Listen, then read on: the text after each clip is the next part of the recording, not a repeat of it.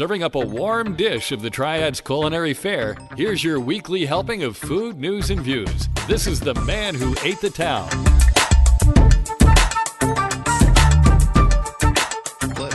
Hey, folks, and welcome to episode 148 of the Man Who Ate the Town podcast. This is for the week of April 6th through 12th, 2020. My name is Tim Beeman. My name's Ray Morgan. And we're opening the recipe box, if I can find the handle of it. There it is. All right. We're recording this episode. I'm recording this episode of the Man Who Ate the Town in the Less Desirable Studios in the lab at Industry Hill. Find out more by visiting industryhill.com. We have with us today again Leah Metz from my partner in crime or partner in grime, I guess, the Winston-Salem Strong, and we have also with us one of our favorite people in the world. He of the former greatest beard ever on earth, and will be again, Mr. Daniel Butner from Carrabba's. How are you both? Doing good for Monday. Yeah. Doing great. Still like getting over the wind blowing on my face. Yeah, it's different. Wait. So, Leah, let's start with you first. We did have one closure. We found out last night. Jeffrey Adams closed, and that's, of course, all this is temporary for now, hopefully. Right. And hopefully. But I think we both have realized that our lists are I call them our accounts. Me 1 through L and you M through Z, and we have gotten to where we get through them a little bit quicker now. Yeah, for good and for bad. Not seeing as many folks posting as often. So just hoping that establishments will post on Facebook and let us know what's going on so that we can pass the word.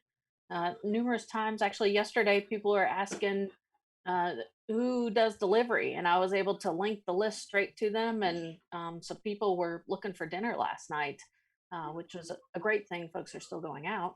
Yeah, I saw this list is great comment one of them made. Yeah. It is great. It's a lot of work.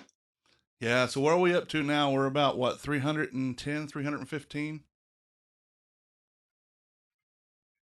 Her internet is slow today. Yeah, well, true for all of us. Yeah. So, Leah, what are we about 310, 315, something like that? Somewhere in there. And I'm starting to see a little bit more of people posting that they're collecting funds and money to be able to pay for meals for the hospitals or for staff and whatnot, and which is great. I saw one huge GoFundMe account that's out there right now, and just a reminder that if you're doing that, to please be in contact with somebody at the location and coordinate that, right, so that they know, number one, it's coming. You get a little bit more of an idea of what they really need and timing. It doesn't help them if it just shows up and they don't know anything about it or where it's from. They have to use a lot of caution. And so doing some collaboration and figuring out what's the best way. Yeah, I can agree with that for sure. Having done some work with the Shalom Project, there were days that we would get there and there'd be this pile of stuff. Yeah. It was like, we have no idea where this came from. And some of it, we appreciated them thinking of us, but there were some things we couldn't use. So we had to find other agencies that we could partner with and say, all right, we made the call. Would y'all accept this? Can you use this? Yep. And it is great, fabulous to support the restaurants in this effort. And I love that. And I love supporting the hospitals and the different places. But just do a little due diligence and take some time, because you have it, to connect with folks, so that they can realize where it's coming from, and can fit it into their schedule. Um, it'll just help out in all means. It'll make it a better experience for everybody. Indeed. And speaking of those who feed the first responders and doctors and nurses and bus drivers that deliver the free foods to the kids, and the call center of the Winston-Salem's Forsyth County school system, and just an all-around pillar of the community, saw the earth, Mr. Daniel Butner, what are you seeing on your deliveries and I guess front lines? My deliveries have expanded, and when people go out to eat, they to come through the drive-through, they kind of all come at the same time. It's kind of funny, but I mean, we're doing okay here. I mean, the what is it? You can never be too busy in the restaurant industry. That's true. But I was going to add something to what y'all were talking about, dropping off food. Whenever you take food to the people, it is always advisable to have a contact and somebody know this isn't like a surprise birthday party. If you go over there unannounced, they don't have time. Yeah. I mean, you have to think about what they are doing. It's not really that big a deal. They're just trying to save lives. So yeah, just that little minor detail. So that is like their meals are incredibly planned at a specific time. They eat at different intervals, so that way not everybody. You can't just take the hospital doesn't shut down for 30 minutes. Fire department never shuts down. All these things go into consideration. The other thing is, if you drive over there and you're like, "Hey, I want to drop this food off for such and such and such and such." Well, number one, you're not going to be able to get into the hospital to tell them that. Number two, you're just going to be driving around the outside of the hospital waiting on somebody to come out and it's like, "Hey, do you know such and such? I'd like to take this food to them." And they're like, "No." So, you're going to spend 45 minutes. And it's a great effort, but it requires planning. I'm kind of used to this. So mine's average turnaround time from the time that we decide we're going to do something for somebody. It can happen in anywhere from 12 to 36 hours. That's about how we go here. Yeah. And it's the longest one I've had. We planned last Thursday, and that's with the Winston-Salem Police Foundation. We're feeding some scholars this week. It's on Thursday, and it's 50 families. So, but that's the longest I've had planned. Baptist Hospital was a 12-hour turnaround when we fed the doctors and nurses of, the NICU and various other things. And, it's whenever we did the fire, my kindness tour was my favorite. What's that? Tell us about that. So we went, I joined forces with the Winston-Salem Police Department, Forsyth County Sheriff's Department, and had the fire chiefs involved. So what we did here is we took and we cooked, I want to say, I think it was 85 meals, and packaged them individually, and then loaded up in 5 cars and just took off and went to 6 different fire stations, the 911 call center, and the community resources center at the Winston-Salem Police Department. And it's just dropping off those boxes with the different meals in it. And, those guys were in the middle of doing stuff. And it was just the 911 call center, when we went there was something going on, and they're like, "You'll have to wait a second." We're like, "Okay." It was pretty. Emergency call first. Yes. Yeah. Right. It's like, you're sitting there, it's like, man, it's just food. But then you're thinking like, oh yeah, well, they probably have something important. You get home and the news and you're like, oh yeah, we should have waited. Yeah. But, yeah. Overturned tractor trailer with a bunch of pigs on it. We got a Gotta Pigs and bunnies. pigs and bunnies. Pigs and Yeah. bunnies. All over the place. It's a hopping mess. But but doing this stuff is great. I love it. This is one of my favorite things to do. I hate that we're doing it under the circumstances that we are, but we're always out helping people. I mean, feeding the 130 bus drivers and cafeteria workers that was feeding all the kids that's out of school. But there's something that does to your heart that you can't take it away, and you bring that emotion back into your team. And I mean, it's just smiles. You're talking about it all day, and I mean, it really makes a difference in everybody's life. That's even, and it's we're a chain of, or we're a family restaurant that got big. A lot of people consider us a chain, but the people that in our support center, they love this stuff. I mean, they're going on about it, and I mean, it's just the fact that we're out there in the front lines helping these people, get through what we're getting through, and it's like we're making an emotional connection from 6 feet away. Yeah. I mean, it's just something I love, and I've actually I've started doing a couple of videos. I don't know if you've seen them on Facebook about how to cook and our sangria, and my next video touches a little bit about how people can get that feeling that I get from giving. So I'm working on getting something where people can contact me, and then I can make all the contacts and keep them in the loop to where we can go feed some of these people that they want to feed and help out. Right. And it's I mean, it's not going to be it'll be us doing it together, because after you feed several hundred people, I don't care how big your wallet is, you feel it. So that's about what I got. Well, it's good to feel that besides gas. Sometimes that's all you feel. Gas is cheap. Yeah. Well, it's like you're being a teenager again. Gas is cheap and you're grounded. Right.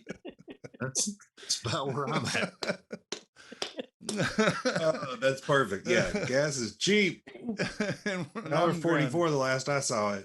Man, I love how everybody's talking about, it's like, oh, I'm grounded. It's like, I got to work at 8:00 this morning, and I'll probably go home about 11 or 12. And I mean, it's just, it's not that I'm incredibly busy, but in a different way than I was a couple of weeks ago. Sure. I mean, a couple of weeks ago, I'm like, oh, I got to have this. I got to make sure I've got this. I got to have this. And, now it's like, what can I get rid of? What can I get rid of? I've got to get rid of this. This is going to, let's do this. And I mean, it's Hope, North Carolina, or Hope of Forsyth County's really helped me out with a lot of produce. I mean, it's I would hate to have thrown it away, and they made 2 trips over here in their big van to pick it up. So I mean, they're awesome people. We're going to look for some more information about them. We're going to do something awesome with them this year. Yes. Shout out to Tyler and her crew. Tyler BA. She doesn't like Steely Dan, but she is pretty cool in all other ways. That's the worst strike against her, I guess. All right, we can forgive her. Yeah. She absolutely hates Steely Dan. So every time, of course, I post a record, I tag her in it to make sure that she knows that I'm playing her not favorite band.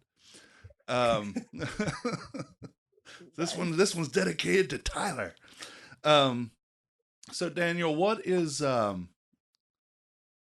mean, other than not filling the seats with butts, what's your biggest challenge in the restaurant industry through all this? The biggest challenge, grocery stores selling food. Everybody's figuring out how to cook at home. That's tough, man. Yeah. That's, we need people. The restaurant industry survives by people not cooking at home. 50% of North Carolina goes out to eat.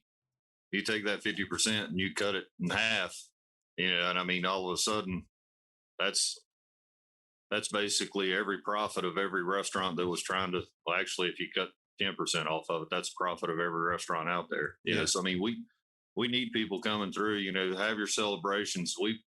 We've done, for birthdays, we do tantes. We've done 7 or 8 of those in the drive-through. just trying to make it convenient. We want you to stay in your car. We want you to stay safe. We want your family to have awesome food that we have. So I mean, so the biggest challenge is just people.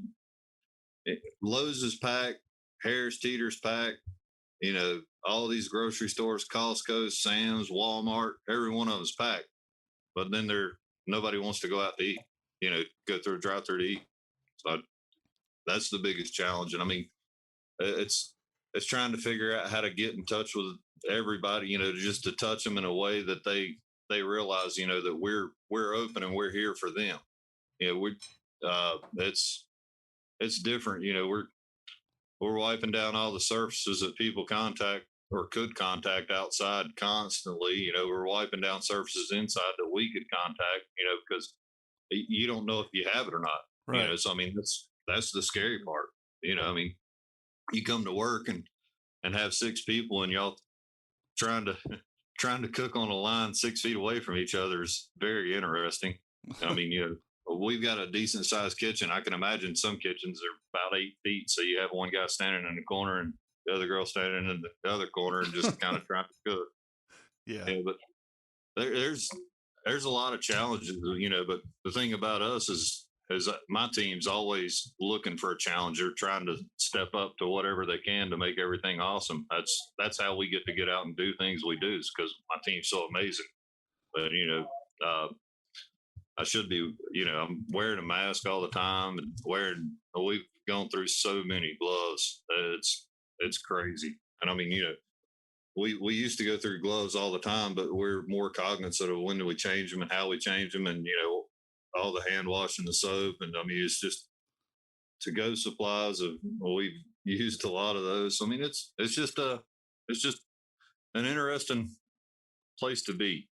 It's to say the most.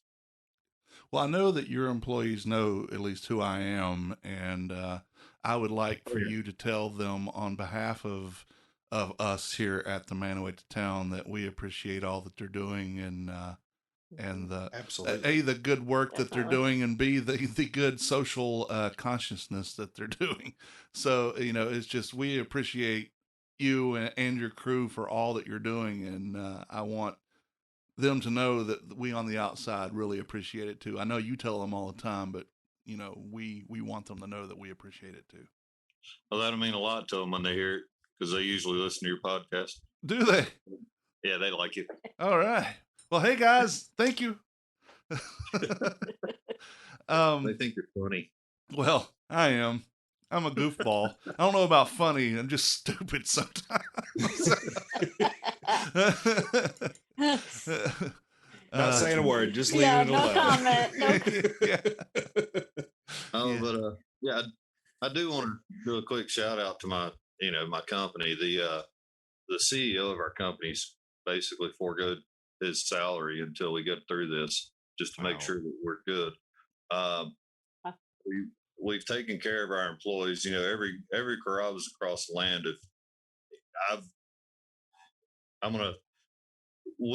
Our people are eating. Our people are not worried about their meal.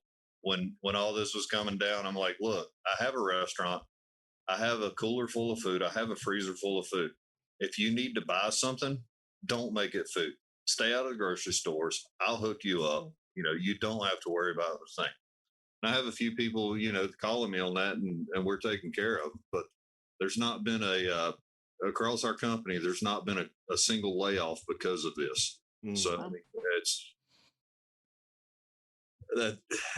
that really makes me feel good about what we do, and every time we go out and feed somebody, it's like a celebration.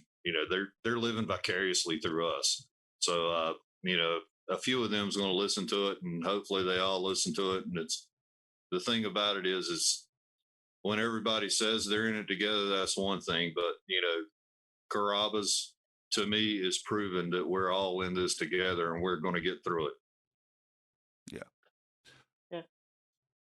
That's a beautiful thing that you're making it that concrete, that it's not just I'll give you some platitude. No, seriously, if you need something to eat, you come here. Nobody's being laid off. You are building some foxhole loyalty that you will never be able. These folks will always want to be working for you. The thing about me is, I kind of like Teddy Roosevelt. The Battle of San Juan. When he come over the hill, he was the leader of the group. When he went over the hill, you seen the hooves of his horses before you seen the hat of one of his men. That's how you need to lead life. You need to be in front, in charge, so everybody knows where you're at, taking everything you can for your people. That's a leader. I want to say one more thing too. Last week I got the pork chops from Carrabba's, and Oh, yeah, and Algernon has been talking about those and how good they are, and I'm like, okay, they're pork chops, right? What can it? So when we ordered our takeout from Carrabba's, and I went and picked it up and took it home, I'm like, okay. I was sucking meat off the bone. It was so good. and Algernon, the next day, Algernon and I were having a serious conversation about something. And I said, wait, I got to stop. I got to tell you about those pork chops. And he says, I told you. I said, I know you did. And Daniel's been telling us, and I had never had them. And that may be my new go-to whenever I go to Carrabba's. And I like everything at Carrabba's, but that pork chop, or I got 2 pork chops because I'm, big. And when you were done, you're wishing you gotten 4. Yeah. Yeah. Yeah, absolutely. So yeah, if you guys have not had the pork chops at Carrabba's and you are looking for your takeout dinner or lunch, or are you open for lunch right now, Daniel? We're open from 12 to 9 through the week just to help out. Cause we understand that people's in kind of a situation, and there's some restaurants that, their usual go-tos, they can't. So we're just trying to be here for everybody. Right. So go out and get your pork chops, and if you don't like them, well, then something's wrong with you. I'm about to say, then I'll buy them back from you, and then I'm going to end up paying for a lot of people's pork chops. So I'm not going to do that. But I doubt it. Yeah, I doubt it too. But you never know. I don't want to give anybody that opportunity. Man, I tell you what, I grew up eating pork. I come up on a farm and we raise pigs, so of course, what do you eat? It's pork. Yeah. I've never had pork chops as good as ours. I mean, if I don't care where you're at. If you find one better in town, let me know, because I want them. Yeah, that they are that good. They are that good. Leah, anything else going on in Winston-Salem Strong World we need to talk about? well, and just kudos to all the places that are going a step above and beyond for their employees. It's an amazing thing to see in this time. The leaders that are coming out of this right now, Yeah. And that are stepping up and doing good things for people. It's been incredible to watch, and so thank you.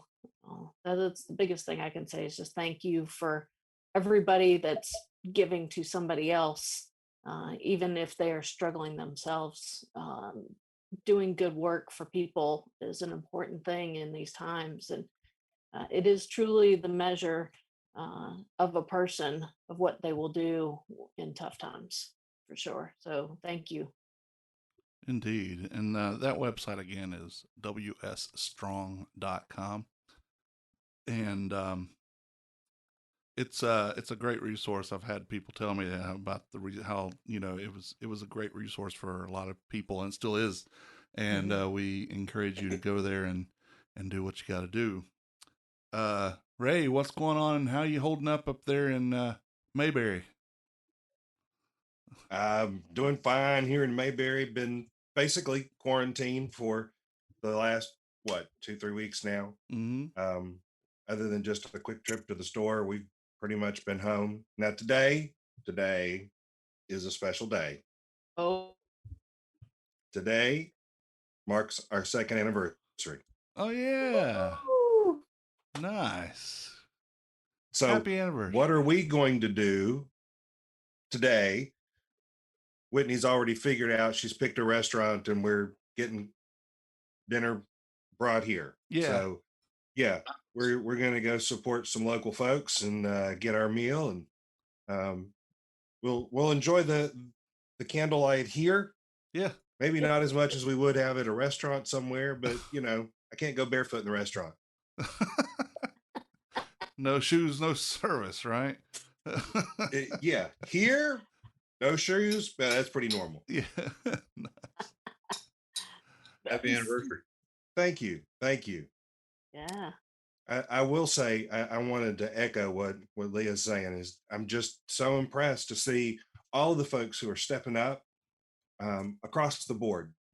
We're seeing the same kind of things up here in Surrey County that you're seeing in Forsyth County. Folks like Daniel stepping up and saying, "Hey, I see a need here in the community, and I can't just let it go unmet when I have resources to do this." So, yeah, I think we saw the world's pendulum swing off to a very negative side. And I think we're seeing it start to swing back in the other direction now, where folks are like, you know what? We are all in this together. And maybe we should let go of some of the things that divide us and come back together. So I'm glad to see it. All right, it's now time for the food holidays and history. Today is the 6th of April, and it is National Caramel Popcorn Day. Oh. I like caramel popcorn. How about you, Daniel? You like caramel popcorn? I love caramel popcorn. That's the only one I like. You don't like the cheese popcorn and stuff like that because it's No, powdered cheese? no, I don't. No, I can't do it. I'm with Daniel. I always get the caramel. Yeah, but having Cracker Jacks. orange fingers is not a pretty thing either. So Hey, you can get gloves. Maybe not not. right now. I'm not going to waste that on it now. Mm-hmm. Yeah, be kind of wasteful with gloves for that. Yeah, then you end up tasting latex. Maybe some tongs. Maybe just tongs. Is that fancy? Like, do I stick my pinky finger out with the tongs? Yeah, some tweezers. Yes. Get some tweezers. Or maybe chopsticks. Chopsticks. You can- Hey, there you go. Oh, Daniel-san. And if you can't get it with, by pinching it, then just stab it. And Or just turn the bowl up and just eat it. oh, like the well, end yeah, of that's you've just finished off a preferable way. bowl of cereal. Getting all of it. I thought that was understood to be the best way. Yeah. Today is also International Carbonara Day, Daniel. I don't know if you knew Yes. Oh, that. And it was. I love it.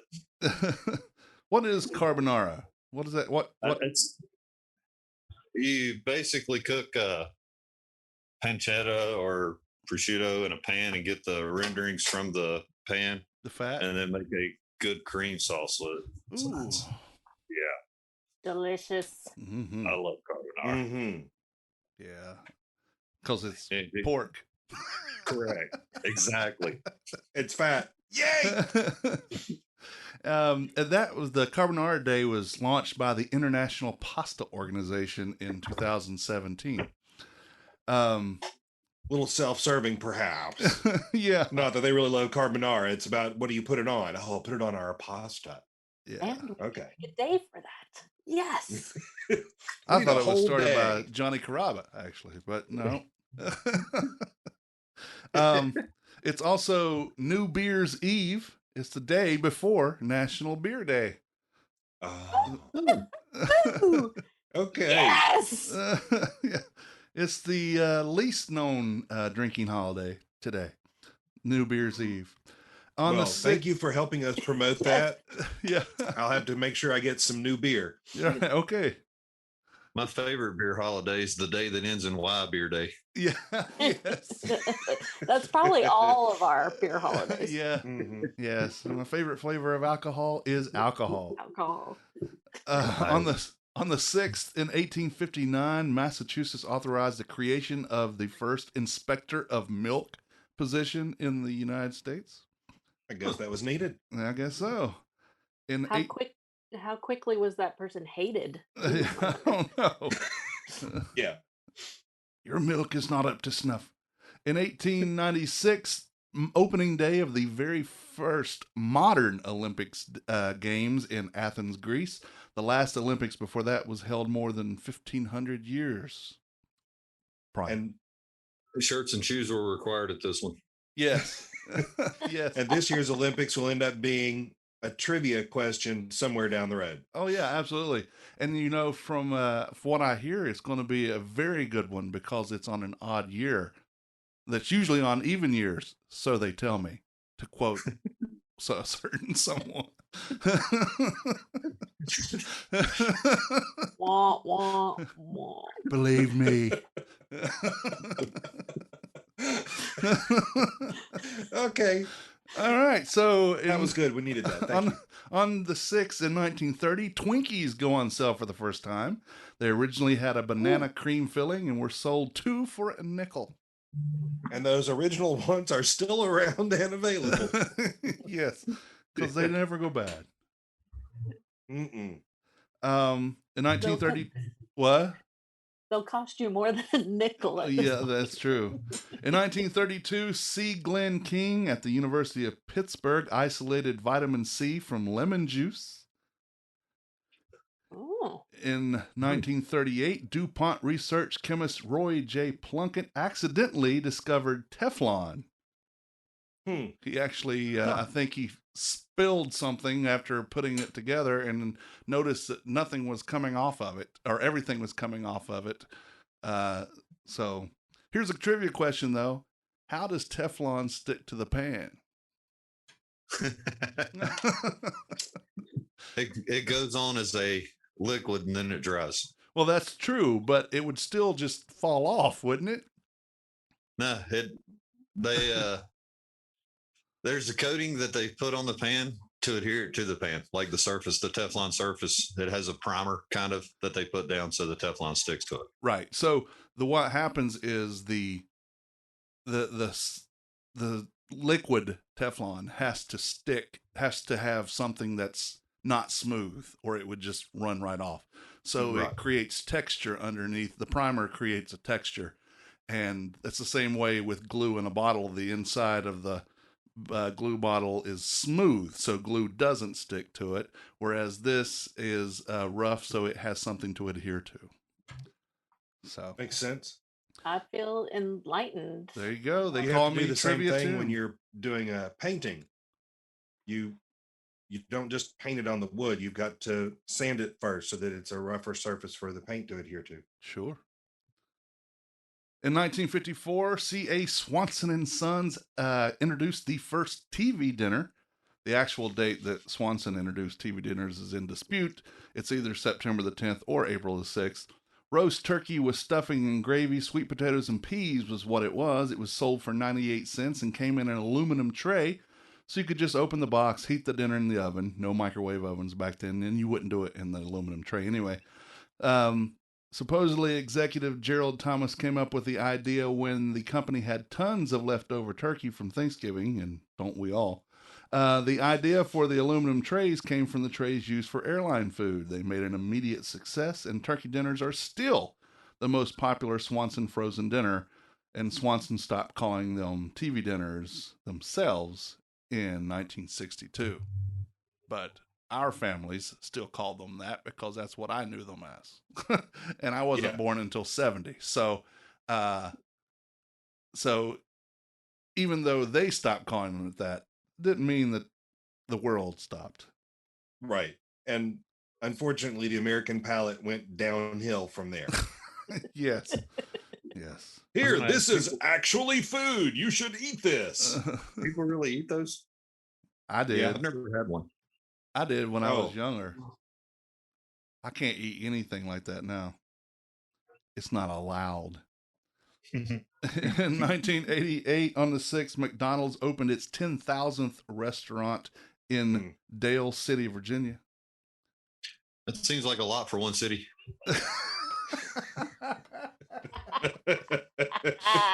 They had to put in streets so they could have other corners to put on restaurants. In 2004, in British Columbia, Canada, they ordered the slaughter of 19 million poultry due to avian influenza or the bird flu.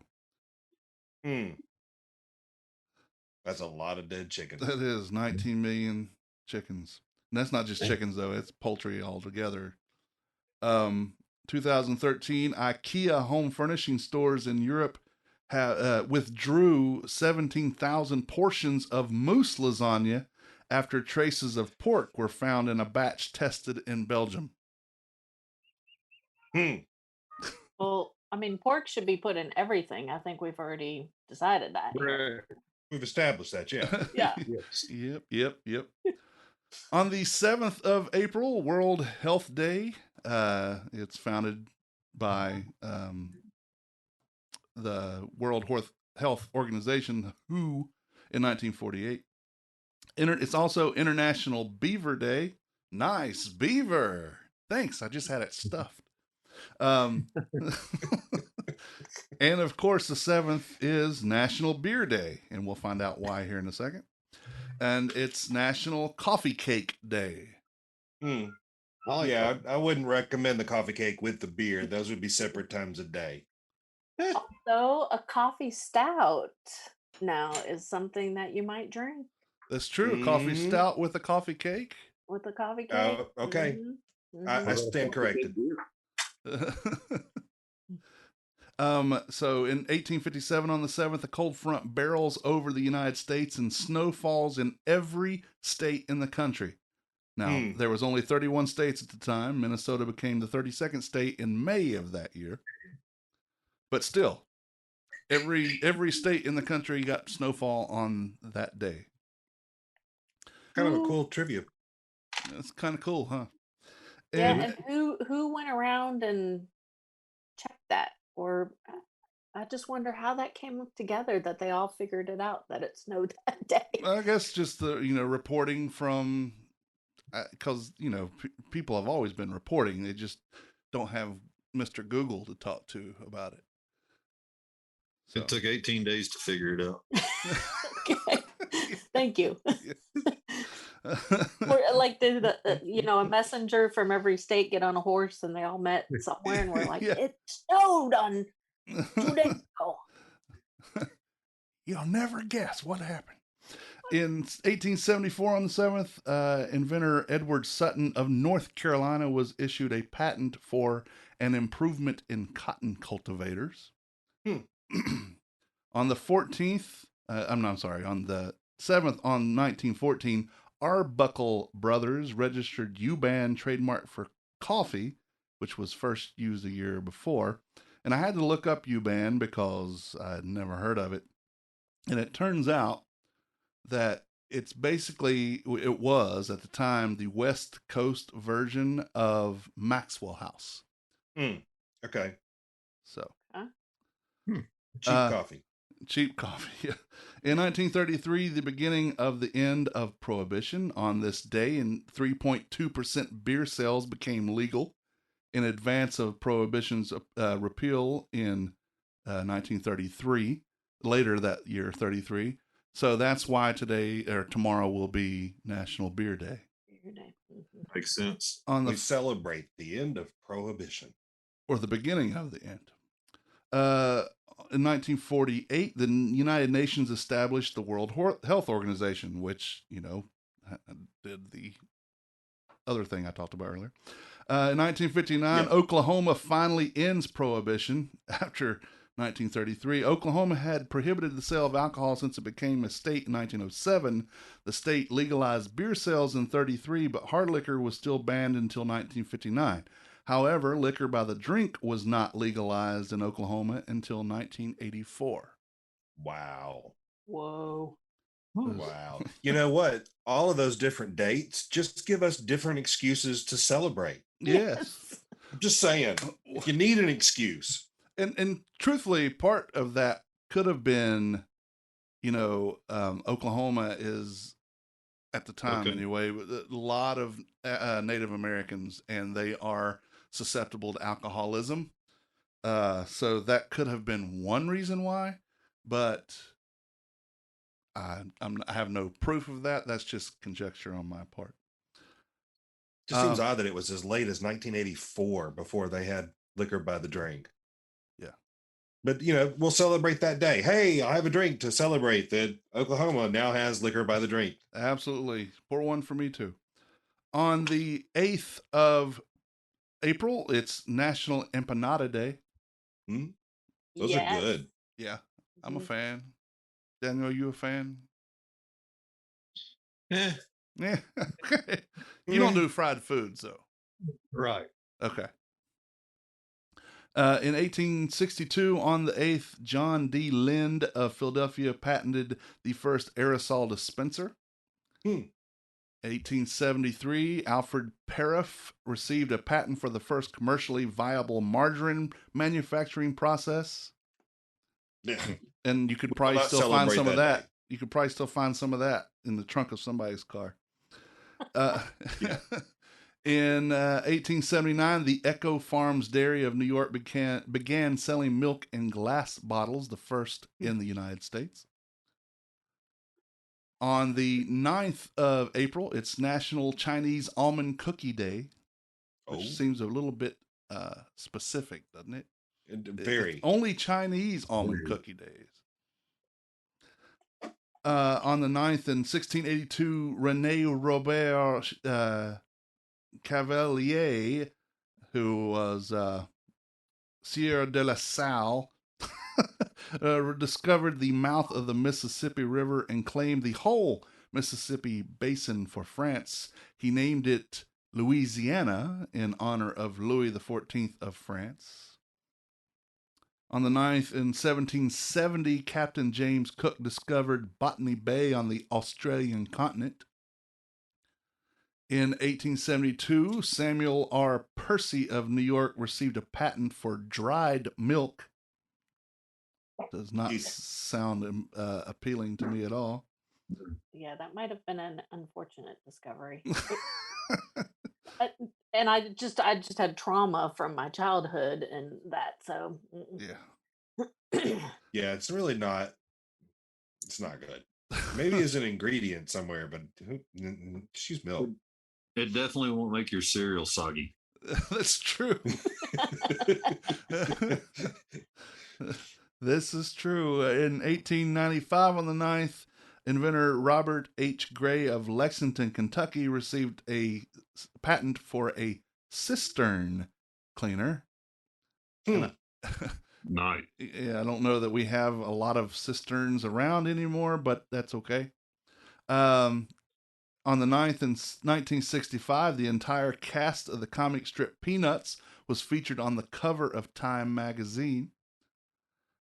In 2009, Canadian Supreme Court rules that governments have the right to look through personal garbage without a warrant once it leaves a person's property line. Yep. Gotta be careful what you throw away. Yep.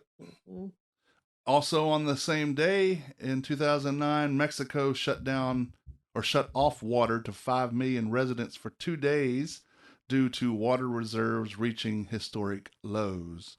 So for 2 days, no one got Montezuma's revenge. I didn't think they'd have to shut it. You're not supposed to drink the water anyway. Right. That's right. Well, what do we do now? What did we do before? Tequila! Drink beer! Drink thicker! And let's see, on the 10th, it's National Cinnamon Crescent Roll Day. Oh. Again, very specific. Yes. Not just. Why isn't it the crescent. Italian cinnamon crescent roll? Come on now. It's also, the first Arbor Day was on this date. We'll talk about that, I'm sure, here in a minute. And it's National Farm Animals Day. Them's good eats. Right. Okay. On the 10th, in 1633, bananas were supposedly displayed in the shop window of merchant Thomas Johnson. This was the first time the banana had ever been seen in Great Britain. It would be more than 200 years before they were regularly imported. In 1999, however, remains of a banana were found at a Tudor archaeological site on the banks of the Thames River, And this would seem to date it about 150 years before Thomas Johnson's banana. So it's a classic food It'll mystery. last a week at my house. Well, I guess when it's buried. They did say the remains of it. They didn't say it was edible. Yeah. I'm not making gonna pudding out of that. How did they find it? Did somebody slip on it? Right. they slipped upon it. On the 10th in 1845, Erastus B. Bigelow patented a new loom to manufacture gingham cloth. Until then, all gingham was handmade. The classic red and white checkered restaurant tablecloth, excuse me, or Jethro's shirt on Beverly Hillbillies was an example of gingham cloth. In 1849, on the 10th, Walter Hunt of New York patented the safety pin. However, safety pins existed way before that, but no one thought to trademark it or patent it. Didn't. Somebody's got it. Now they're getting the money for it. Come on now. Apparently, it didn't stick before then. I wish I had sound effects. On the 10th in 1872, the first Arbor Day was observed in Nebraska. It was proposed by J. Sterling Morton and publicized by the State Board of Agriculture as a tree planting holiday. Nebraska at that time was a treeless plain with nothing to break the wind other than the normal digestive functions of mammals. Right. Trees were also needed for fuel, shade, building houses, and so on. Estimates are that more than 1 million trees were planted in Nebraska on that first Arbor Day. It was proclaimed an official state holiday in 1874. Other states, that's a state without trees. Other states have since adopted the idea, and several U.S. presidents have declared National Arbor Days, usually the last Friday in April. The idea has also spread to other countries. In 1944, on the 10th, synthetic quinine was made for the first time at Harvard University. In 1982, Saturday Night Live had viewers vote whether to boil Larry the Lobster or not. Anybody know what happened to Larry the Lobster? I do not remember. They let him go. They voted to set him free. Oh. In 1991, the last remaining Horn and Hardart Automat closed its doors. It was located at 3rd Avenue and 42nd Street in New York City. Frank Hardart and Joe Horn opened the first Automat on June 9th, 1902 at 818 Chestnut Street in Philadelphia.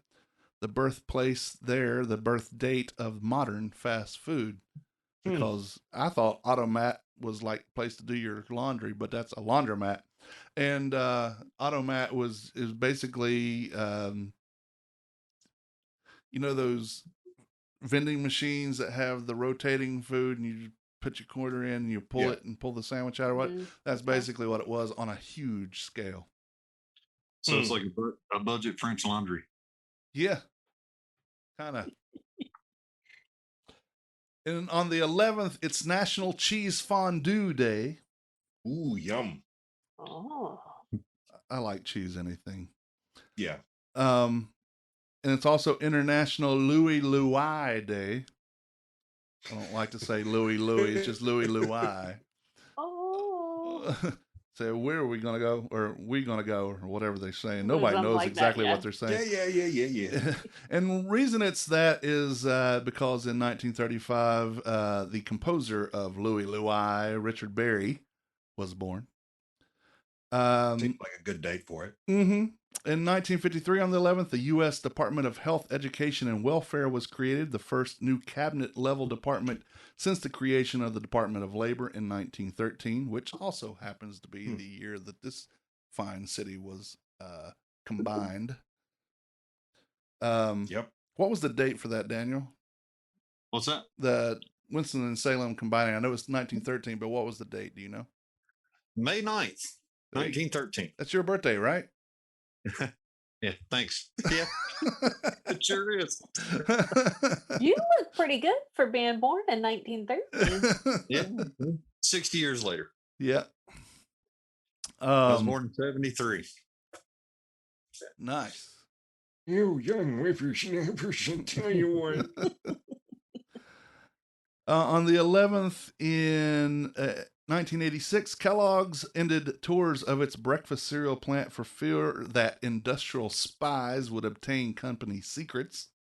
Ooh. And now How did they make Frosted Flakes? Yeah. You know, the thing about what they're doing is, I mean, other than some seasonings, I guess, and flavor or whatever, Kellogg's really isn't making a whole lot of stuff that other people aren't copying. I mean, cornflakes is cornflakes, right? They have a raisin brand, and so does Post, so does a couple other places. I don't know. Anyway, the cereal aisle is a whole aisle, top to bottom now. I mean, so huge. Yeah. And almost sold out the last time I was at That's the grocery store. It was like really interesting to see what wasn't there. Oddly enough, the generics were almost non-existent. That was the same in the potato chip aisle. Yeah. I mean, it was across the whole store. The generics were just not there. All right. Where was I? In 1992, a record 85-pound great barracuda was caught with a rod and reel off the Christmas Island in the Indian Ocean.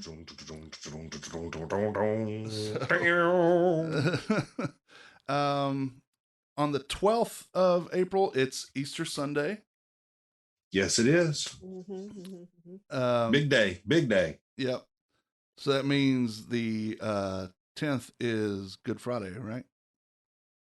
Yes, it is. All right. It's also the 12th National Licorice Day. Yeah. It's another day we just don't need. I don't mind licorice. Is it black licorice you don't like, or the red cherry strawberry? The black licorice in general.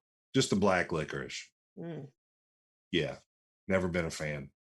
That's not a flavor profile that I like at all. Well, we're going to make up for it with National Grilled Cheese Sandwich Day. Yes. So yes. all is redeemed at that point, I think. That's going to work well with my National Beer Day. Heck yeah.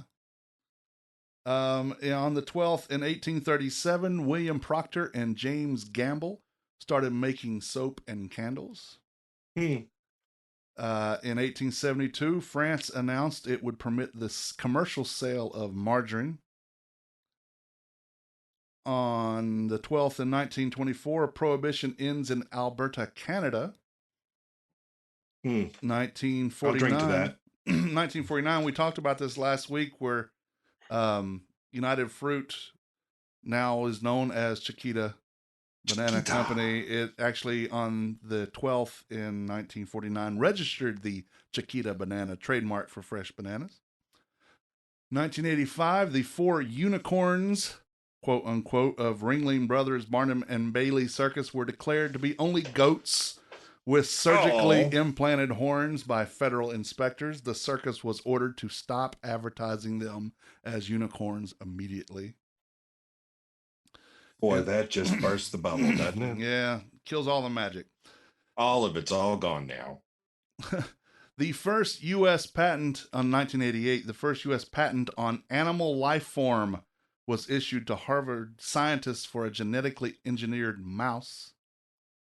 On the same day, there's a joke in here somewhere, singer Sonny Bono was elected mayor of Palm Springs, California. He wanted to be mayor only because of his frustration over the red tape he encountered while remodeling his Italian restaurant. On the 12th, the very next year, the USSR issued ration cards for sugar due to a shortage. In 1993, U.S. tuna canneries, that would be Starkist, Chicken of the Sea, and Bumblebee, announced their commitment to dolphin-safe tuna catching practices.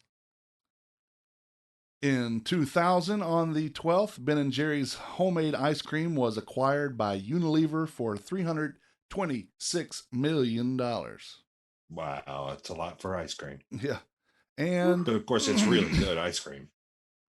And in 2001, on the 12th, Maryland banned the farming of genetically modified fish in any waters linked to other bodies of water. So, like the three-eyed fish, they couldn't get any more? Is that? Yeah, I guess so. But really, aren't all bodies of water linked to another body of water somewhere? I guess it's you're not going to be putting genetically modified fish out into the wild. If you have a lab and you've got your own private pool for your fish, okay. Okay. All right. Well, I guess that's right. So that's all the food holidays in history for this week. Thanks to James Ealer at foodreference.com for making us chuckle, roll our eyes, look forward to National Beer Day, and even tonight, which is Beer Eve, New Beer's Eve, and grilled cheese sandwiches, because that's always great. Mm-hmm. The Man Who Ate the Town podcast is part of the Less Desirables podcast network. Along with this podcast, you can listen to the Less Desirables, the Beer Dad, Fan Interference, Department 5B, Beeswax, Vinyl, and more. Sipping and See, Once This Mess is Over, and Wheeler's Dog. You can find all these And podcasts. You certainly should. You can find all these, and Wheeler's Dog is twice a week right now. You can find all these podcasts and their latest episodes on our network website and directory, tldpodnetwork.com. You'll find social media links to each one there as well. We'd greatly appreciate if you visit our sponsors. I know Washington Perk and Provision Company is open, 3001 West 4th Street. You'll find a little bit of everything at the Perk, local fruits and veggies, meat and dairy from local sources. Bingo Bango Sodas made right here in Winston-Salem. Wolfie's Custard also made right here in Winston-Salem. They have a deli counter that you can get food to go. It's better than a convenience store, not quite a grocery store. On Facebook, they are Washington Perk, or at WashingtonPerk_DTWS on Instagram. The Humblebee shop is located at 1003 Brookstown Avenue, but I'm sure they are, because I know I talked to Danielle Bull yesterday, and she is helping Brittany do deliveries. So Cool. So that is happening again this weekend, I think. You need to go to Instagram right now and look up the Humblebee shop. Brittany is whipping up the batter on some delicious desserts, cakes, muffins, and more. Be it regular, vegan, or gluten-free. Cuffins. It's the new thing. You're gonna create a whole new menu item for Yes. Can you make some cuffins, please? I'd love a cuffin right now, more than anything. The Humblebee shop wants to challenge your perception of Scratch Made and leave you with an experience you couldn't possibly forget. For more information, follow them on Facebook and Instagram, or visit thehumblebeeshop.co. That's SHOPPE.co. And last but certainly not least, there is Carrabba's Italian Grill, located 587 South Stratford Road. And I'm going to let Daniel talk about his restaurant for a minute. Yeah, so we got Carrabba's Italian Grill. We have, probably one of the few drive-throughs in Carrabba's. We're open from 12 to 9 daily, on weekends till 10. And this Easter, we have a special mahi or chicken piccata with capers for $4. So check that out online. It's some good stuff. You can even add your lamb racks if you want. So. Man, that sounds good. Wow. Damn it. I always do this show whenever I'm starving. It's never. If we weren't hungry before, we are now. Yes. We're open. Yes. Yeah, I know you are. Well, keep an eye on my blog and this podcast to find out more about the food news and happenings around town. If you have any food news, send us an email, tim@themanwhoatethetown.com, or on Facebook, Instagram, Twitter, Instant Messengers. Like us on Facebook. On Twitter, we are Man Who Number 8 the Town. On Instagram, we are Man Who Ate the Town. And now we invite you to call and leave a voicemail for the podcast. Actually, any podcast on the TLD network, you can call 336-422-6862. That's right. 336-422 Numb. Exactly. Leave us a voicemail and we'll play it on the podcast. Again, that's 336-422-6862. This is a reminder to all the listeners, and is just good practice, and not just for now, but for always. Wash your damn hands. Damn hands, yes, please. Wash with warm soap and water. Warm water and soap. whichever, you know. Or, The or warm heat your soap's soap okay up too. and then do it. Yeah. As long as soap and water are included, you're good. 20 seconds. 20 seconds. Hum the Star Wars theme or the space, a final frontier, or go one, Star Trek. Not 2, 3. Yeah, 4. but that's boring. That's boring. Find your favorite song and sing the chorus. I'm sure it's about 20 seconds long. Sing all of Bohemian Rhapsody and you'll be good. You know, you will have gone long enough. Yeah, you'll have cracked hands, but you'll have clean hands. They'll be clean, real clean. Get up under those fingernails, everything. Get it good. And one more time, it's wsstrong.com for Leah and my venture. Carrabba's.com for you, Daniel. What's the phone number over there? 336-831-0580. Awesome. I want to thank both Leah and Daniel for joining us today. It's been awesome having you guys here. Yep. Like Ray Makes it says, the special. more the merrier. We like it. Got to figure out a way to do it without running out of time, which we are about 4.5 minutes from. So, Thanks for having me. absolutely, man. You know, you don't need an invitation. Just tell me, hey, can I come on today? And we're going to do this. I can't join the group without an invitation. Well, you have an open invitation. How about that?